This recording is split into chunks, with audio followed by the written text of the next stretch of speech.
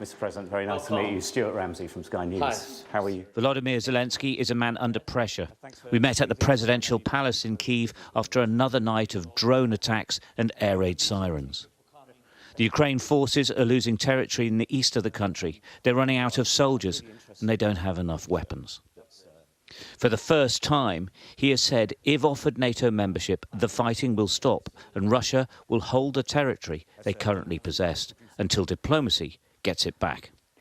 Ніхто не пропонував нам бути в НАТО. No one has offered us to be in NATO with just one part or another part of Ukraine. Закінчити гарячу стадію. That's for once. Факт.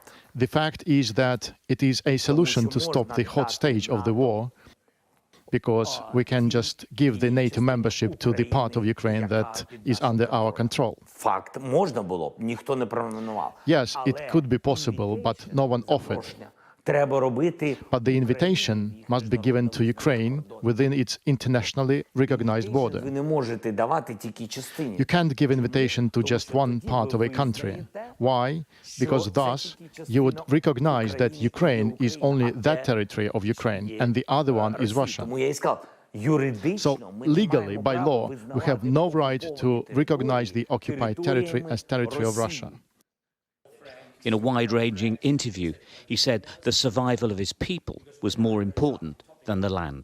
I'm afraid to lose our people, because the people are the most important, because everything is this war for independence of the people, not of the land, of the people, because people, it's really a nation. A nation has land and etc. and etc. The land is very important. It's a part of your, this of identity. But the people are the most important. In the interview, he acknowledged that the future President Trump was key to everything and could decide Ukraine's fate. We have to work with the new president, and we have to work with America, first of all, with the United States, the biggest donator, the biggest supporter. Yeah, so for us it's very important. Of course, for us it's very important bipartisan support, Republicans and Democrats. We don't want to lose Democrats or Republicans. We have a lot of voices from both parties which are on our side, and I'm thankful to them very much. And of course, we will work with Trump. I want to work with him directly because there are different voices from people around him, and that's why we need not to give anybody around to destroy our communication.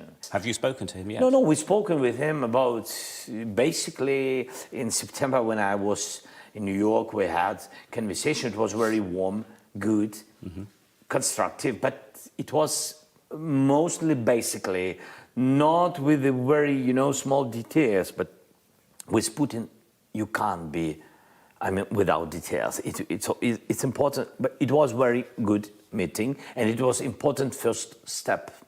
Now we have to prepare some meetings. I don't know how many we will have, but until we will have the real plan where Ukraine is strong. President Putin will condemn any NATO invitation to Ukraine. The point is, how many NATO members, if any, would actually offer membership to Ukraine? It is, of course, unknown.